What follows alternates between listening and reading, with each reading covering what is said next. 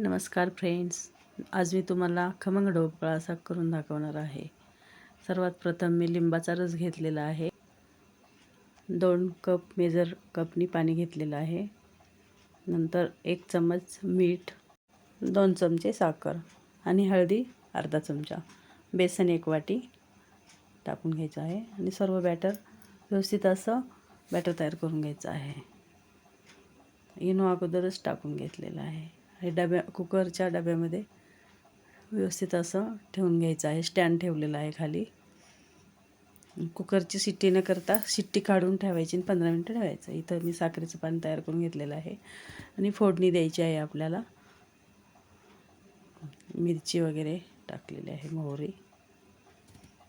Spongy dhokla तयार। छान असं तयार झालेला आहे ढोकळा आपला। लाईक आणि सबस्क्राईब करायला विसरू नका।